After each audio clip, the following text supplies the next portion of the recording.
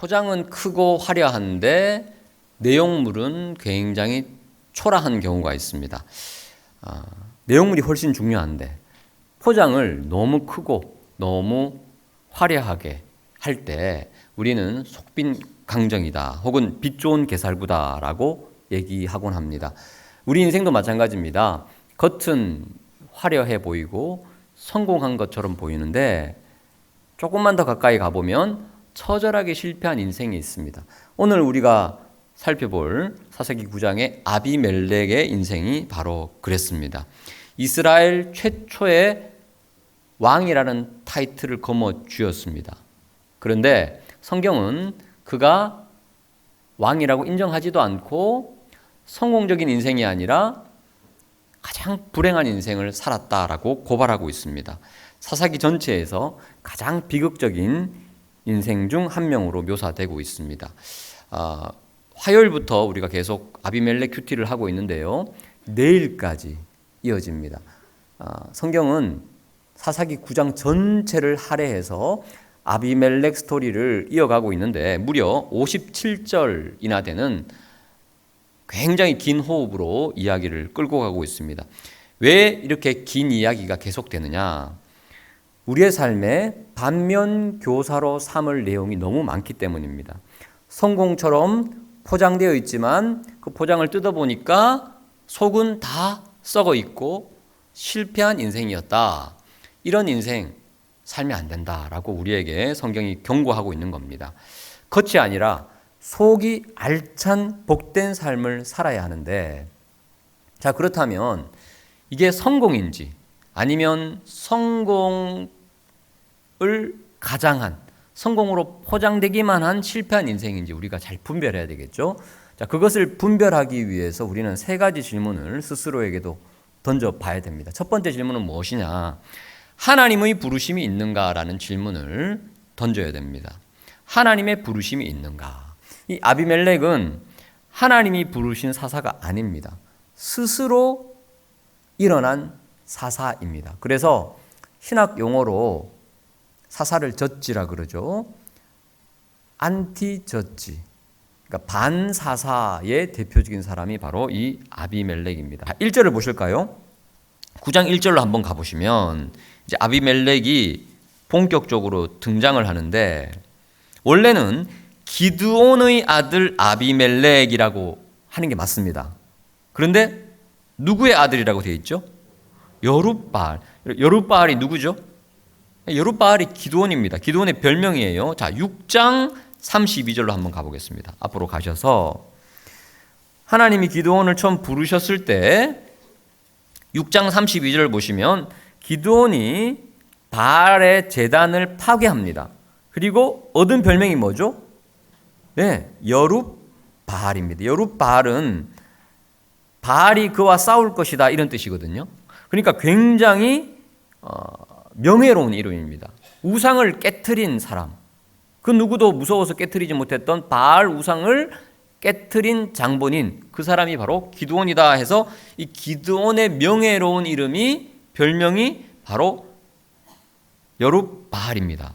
자, 그런데 여러분, 이 여룻바알의 아들 아비멜렉이 이스라엘의 왕이 되는데, 자, 4절을 보십시오. 9장 4절을 보시면 어떤 식으로 왕이 되는 거 보십시오. 바알 브릿 신전에서, 그러니까 바알을 섬기는 우상 신전에서 은 70개를 빼어내서 그 돈으로 불량배들을 삽니다. 그리고 그 검은 돈으로 고용한 불량배들을 이용해서 5절을 보십시오.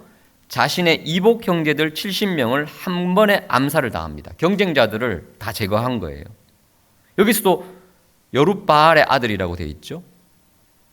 그리고 6절 보십시오. 어머니 고향이 세겜입니다. 그게 8장 31절을 보십시오. 세겜에 있는 그의 첩, 기드온의 첩의 아들이 아비멜렉인데, 그러니까 어머니의 고향이 세겜입니다. 그래서 어머니의 혈연, 그리고 아버지가 기드온 사사였으니까 아버지의 권력을 백그라운드 삼아서 세겜에서 왕이 되는 겁니다. 그래서 6절에 보시니까 세겜 사람들을 부추겨 스스로 왕이 된 장면이죠.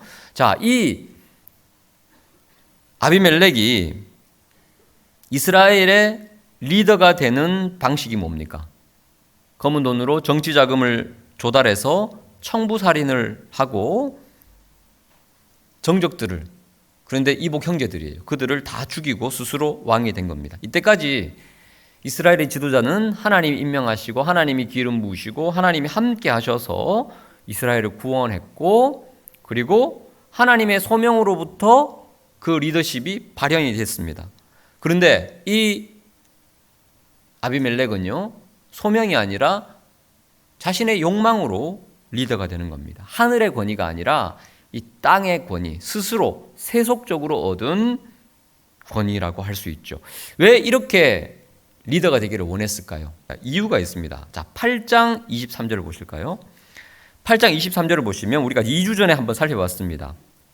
기드온이 이스라엘을 구원을 하니까 백성들이 기드온에게 왕이 되어달라고 요구를 하죠. 그때 기드온이 뭐라고 말합니까? 내가 너희를 다스리지 않겠다. 나의 아들도 너희를 다스리지 않겠다라고 완곡히 왕되기를 사양을 합니다. 하지만 실제로는 왕처럼 삽니다.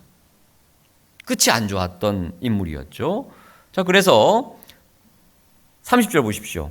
기드온이 다른 가나안의 그리고 이방의 왕처럼 아내가 많습니다. 그리고 그 아내들에게서 낳은 아들이 70명이나 되죠. 그 중에 한 명이 바로 아비멜렉입니다. 이 아비멜렉이라는 이름의 뜻이 뭔지 아세요?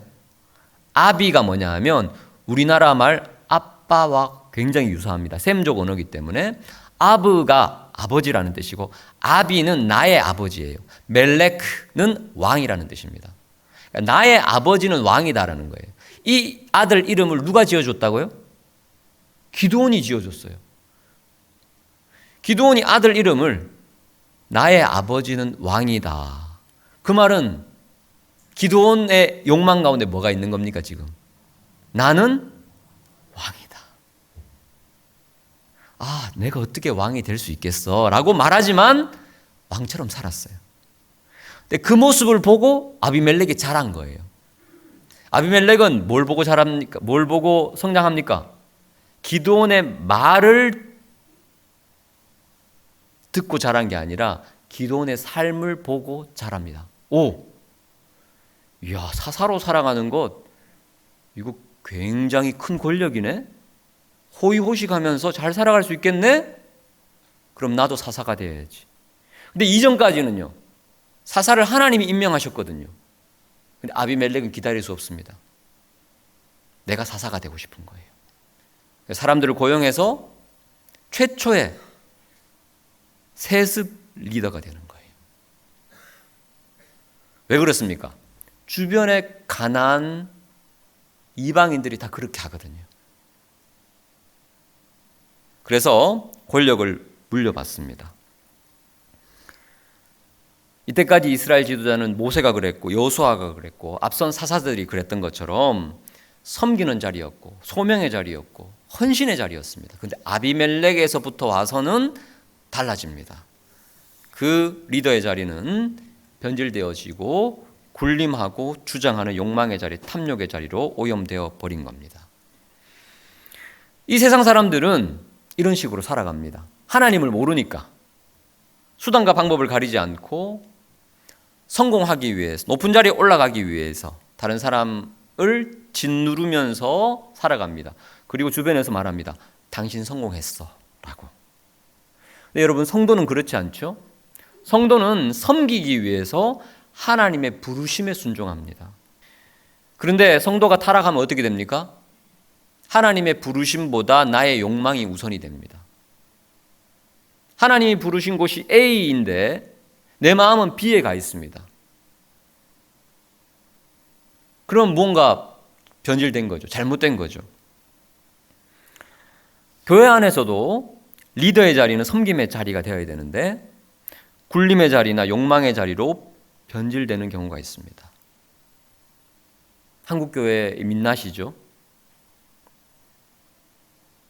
하나님께서 우리의 인생을 세워주시고 우리를 부르시고 하나님의 영으로 충만케 해주시면 모세처럼 여호수아처럼 그리고 앞선 사사들처럼 자신의 인생도 복되고 많은 이들을 복되게 합니다. 선한 영향력을 끼쳐요. 하지만 아비멜렉처럼 스스로 성공하기 위해서 자신의 욕망을 위해서 내 힘을 작동시키며 내 지혜로 내 능력으로 세속적인 방법으로 성공하려 한다면 스스로도 불행한 인생이 될 수밖에 없고 많은 사람들을 힘들게 할 수밖에 없다는 겁니다. 이전까지 사사기에서 사사의 통치를 평가하는 가장 중요한 척도는 평온입니다. 평온, 샤카트라는 히브리어인데요. 사사기 3장 11절을 보시면 온니엘이 통치할 때까지 40년 동안 그 땅이 어떻게 됐다고요? 평온해요. 평온한 지 40년에 온니엘이 사사로 활동하는 동안 그 땅이 평온했습니다. 사사기 3장 30절을 보시면 에훗이 사사일 동안 80년 동안 평온했고 사사기 5장 31절에 드보라가 사사로 사역할 때 40년 동안 평온했고 기드온도 끝이 비록 좋지 않았지만 그래도 기드온이 사는 40년 동안 그 땅이 평온했습니다. 그런데 오늘 9장 본문 가운데는 평온이라는 기록이 없습니다. 아비멜렉의 통치 기간 동안은 평온하지 않았습니다. 그럼 어땠습니까? 22절입니다. 자, 9장 22절 보실까요? 짧게 기록되어 있죠. 9장 22절을 같이 한번 읽어보겠습니다. 시작. 아비멜렉이 이스라엘 다스린 지 3년에 3년 다스렸다라는 표현밖에 없죠. 근데 여기서 다스리다라는 히브리 단어 수르는 원래 어떤 뜻이냐 하면 다투다, 싸우다라는 뜻이에요. 그러니까 이 아비멜렉의 통치 기간 동안 이스라엘에 뭐가 있었습니까? 다툼이 있었고 갈등이 있었고 긴장이 있었습니다. 평온함이 다 사라져 버렸어요. 겉은 성공처럼 보이지만 속은 불안, 갈등, 시기, 다툼, 질투, 싸움이 끊이지 않습니다. 자, 여러분, 아비멜렉은 왕이 됐잖아요. 모든 것을 다 가진 그런 느낌이었겠죠. 근데 그 짧은 순간 이후에 그의 내면은 어땠을까요? 평온하지 않습니다. 왕으로 재임하는 동안 늘 긴장할 수밖에 없습니다. 불안할 수밖에 없습니다. 누가 나를 죽일지 몰라. 누가 또 나를 배신하지 않을까? 불안이 성공을 갉아먹어버립니다. 이것이 바로 하나님 없는 성공의 민낯입니다. 하나님 안에 거하지 않으면 평온할 수가 없는 겁니다. 사람을 믿지 못하고 항상 경계하게 됩니다. 같이 가지 못하고 경쟁하게 됩니다. 서로 이용하고 그리고 이용당하는 관계 속에서 불행이 계속됩니다. 늘 신경을 곤두세울 수밖에 없습니다. 여러분, 이 세상 사람들 왕이 되고 싶어 합니다. 자신의 삶의 영역에서 왕이 되고 싶어 합니다. 그런데 여러분, 왕의 자리보다 더 중요한 건 뭡니까? 내면이에요, 내면. 왕의 자리에 올라가도 마음에 평온이 없으면 그게 무슨 소용입니까? 왕의 자리든 종의 자리든 중요한 것은요, 그 마음에 하나님의 통치 가운데 하나님이 주시는 평안이 있어야 될 줄 믿습니다. 부요하든 가난하든 중요한 것은 하나님 안에서 천국을 경험하는 거예요. 초막이나 빈들이나 내주 예수 모신 그곳이 바로 하늘나라. 그 평안의 고백이 여러분 가운데 넘치기를 축복합니다. 지금 우리 가운데 하나님의 평온이 있는가? 우리는 스스로 자문해 봐야 됩니다. 성경은 왕이 되지 말라 이런 말 하지 않습니다. 물론 하나님이 왕이시지만 우리가 설교 끝부분에 살펴보겠지만 다윗도 왕이었잖아요. 하나님의 통치를 받는 왕이었어요. 세상에서 성공하면 안 돼. 성경은 그런 말을 하지 않습니다. 영향력 있는 사람이 되라고 오히려 성경은 우리에게 권면하고 있습니다. 부하든 가난하든 그리스도 안에서 내가 모든 것을 할 수 있다, 자족한다라고 말했던 바울처럼 어떠한 상황 가운데서도 주님이 주시는 평온을 내가 누리고 있는가? 그것이 훨씬 더 중요하다는 겁니다. 시편 3편 5절 6절을 보시면 다윗이 고난 가운데서 이런 고백을 합니다. 내가 누워 자고 깨었으니 여호와께서 나를 붙드심이로다. 천만인이 나를 에워싸 진친다 하여도 나는 두려워하지 않겠다. 불안해하지 않습니다. 여러분, 오늘 기도하는 가운데 다시금 하늘의 평온을 되찾는 은혜가 있기를 축복합니다. 자, 마지막 세 번째 질문입니다. 하나님의 통치 아래 있는가라는 질문입니다. 언제나 우리가 하나님의 통치 아래 있는가, 그것이 확인되면 이건 진짜 성공이에요. 그렇지 않으면 이것은 성공으로 포장된 실패일 수밖에 없습니다. 구약학자인 게리 필립스가 오늘 이 사사기 9장을 주석하면서 이렇게 말합니다. 사사기 9장의 아비멜렉 이야기를 읽다 보면 의문이 생긴다. 하나님이 인간사에서 잠시 벗어나서 휴가를 떠나신 것은 아닐까? 하지만 조금만 더 세밀히 읽어보면 그 가운데서도 하나님이 현장에 계신 것이 분명하다. 보이지 않는 곳에서 말이다. 여러분, 하나님이 여전히 보이지 않는 곳에서도 통치하십니다. 하나님의 다스리심을 인지하고 살아가느냐, 무시하고 살아가느냐, 그 관건이에요.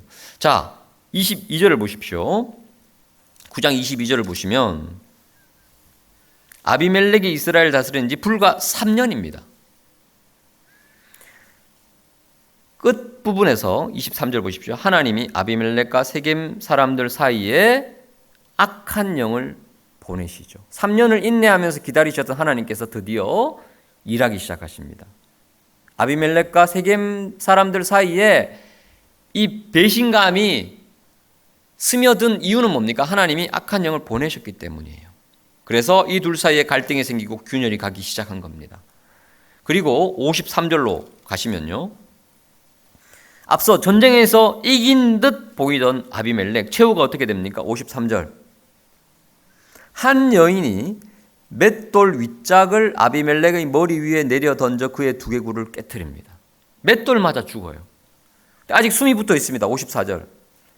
이게 얼마나 수치스러운 죽음인지요. 아비멜렉이 뭐라고 말합니까? 자신의 수행원한테 자기의 무기를 든 청년을 급히 불러서 그에게 이르되 너는 칼을 빼어 나를 죽이라. 사람들이 나를 가리켜 이르기를 여자가 그를 죽였다 할까 하노라 하니 그 청년이 그를 찌르매 그가 죽은지라.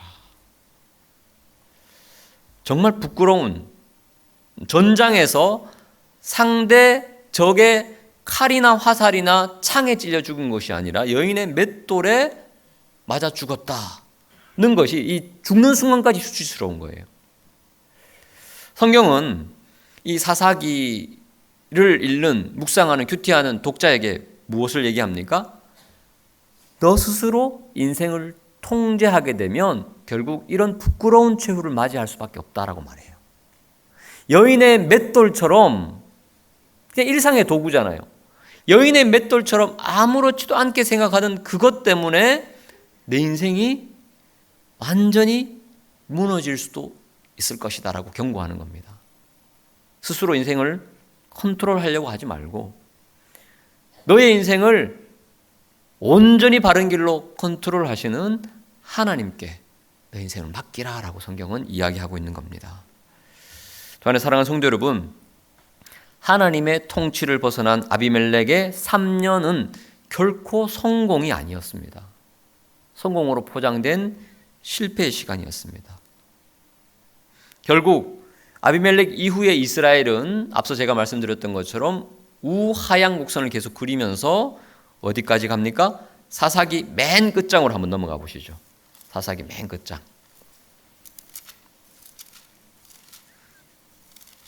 사사기 21장이죠. 402쪽. 사사기 21장 맨 마지막 절. 21장 25절을 같이 한번 읽어보겠습니다. 찾으셨죠? 같이 읽습니다. 시작. 그때 이스라엘에 왕이 없으므로 사람이 각기 자기의 소견에 옳은 대로 행하였더라. 아멘. 여러분, 이스라엘에 왕이 진짜 없었습니까? 이스라엘의 왕은 누구십니까? 하나님이잖아요. 그러니까 하나님의 통치 아래 있지 않았던 상태를 지금 이렇게 묘사하고 있는 거예요. 이스라엘은 왕이 필요 없는 나라입니다. 그래서 여호수아 이후로 하나님이 사사를 주신 거잖아요. 사사는 왕이 아니거든요. 그런데 아비멜렉이 스스로 왕이 되는 그 순간, 즉 하나님의 통치 아래 있기를 거부하는 그 순간, 내가 내 인생의 통치자다, 내가 내 인생 컨트롤할 거야, 내가 성공할 거야, 하나님 잠시 기다려주세요, 내 마음대로 할 거예요 라고 말하는 순간 인생이 무너지기 시작한다는 거예요. 그리고 사사기의 끝은 이렇게 허망하게 약속의 땅에 들어왔지만 온전한 평온을 누리지 못하고 혼란스러운 그런 악순환만 계속 이어지고 있다는 겁니다. 자, 그런데 우리 하나님께서 다시 개입을 하시는데 그게 바로 사무엘상 1장으로 넘어가게 되죠. 그래서 사무엘 선지자가 등장하게 됩니다. 여러분, 사무엘 선지자가 아주 독특한 삼중직을 가진 리더였어요. 사사이기도 하고 제사장이기도 하고 선지자이기도 해요. 그래서 하나님의 말씀을 통해서 이스라엘이 이제 회복이 됩니다. 회복의 준비를 하는 거죠. 그런데 이스라엘 백성들은 어떻게 됩니까? 회복을 맛보고 나서도 잠시 잠깐 평온을 유지하다가 하나님께 인간 왕을 요구합니다. 이유가 뭡니까? 다른 나라도 다 있으니까 우리에게도 왕을 주세요. 그래요. 하나님이 참으시다가 백성이 사무엘 너를 버린 게 아니라 나를 버린 것이다 라고 가슴을 쓸어내리면서 타선책으로 왕을 주시는데 그 왕이 누구죠? 사울 왕입니다. 자, 그러면 사울 왕이 하나님의 대리자로서 하나님의 통치권 아래 있으면서 백성을 다스리면 좋을 텐데 사울은 그런 자질이 못 됐습니다. 처음에는 겸손했지만 곧 아비멜렉과 진배 없는 자신의 왕권을 유지하기 위해서 스스로 자신의 인생을 통제합니다. 그리고 나라가 무너지죠. 자신의 인생도 무너지고요. 그리고 두 번째로 하나님이 세우신 왕이 누구죠? 다윗 왕입니다. 다윗 왕은 사울 왕과 달랐어요. 다윗 왕은요, 광야에서 10년 동안 훈련받았거든요. 광야에서 훈련받는 동안 그 고난의 시간을 통과하면서 뭘 깨닫습니까? 다윗이요? 내가 내 인생 컨트롤하면 안 되겠다. 철저하게 이 광야에서는 하나님께 통제받아야 된다. 그래야지 살아남는구나. 그 훈련을 딱 받고 나서 왕이 되니까요, 월권하지 않습니다. 하나님의 영역을 침범하지 않아요. 하나님의 통치 아래 있는 것이 가장 복된 인생이다 깨닫습니다. 그리고 늘 하나님을 예배하죠. 그리고 선한 영향력을 끼치게 됩니다. 온 이스라엘이 하나님의 통치 안에 거하게 돼요. 나라가 완전히 회복이 됩니다. 그리고 다윗의 자손으로 오신 예수 그리스도께서 우리의 왕 중의 왕으로 오시는 거예요. 하나님의 완벽한 통치를 구현해내시는 그 예수 그리스도를 우리 인생에 주로 모시는 그 순간 세상에 줄 수 없는 평안을 우리는 맛보게 되고 예수를 그리스도요, 예수를 주라 고백하는 그 인생 가운데 천국이 펼쳐진다고 주님께서 말씀하고 계세요. 주 안에 사랑하는 성도 여러분, 혹시 우리가 우리의 인생 통치하려고 있지는 않습니까? 그러면 무너질 수밖에 없습니다. 우리는 끊임없이 하나님의 통치권에서 벗어나려는 그런 죄된 습성이 있어요. 오늘 말씀을 통해서 하나님, 내가 끝까지 진정한 왕이신 하나님의 통치 아래 있는 내 인생을 가장 잘하시는, 나보다 나를 더 잘하시는 주님께 내 인생을 맡기는 그런 복된 성공을 살아가는 인생 되게 해달라고 기도하시는 여러분 되시길 축복합니다.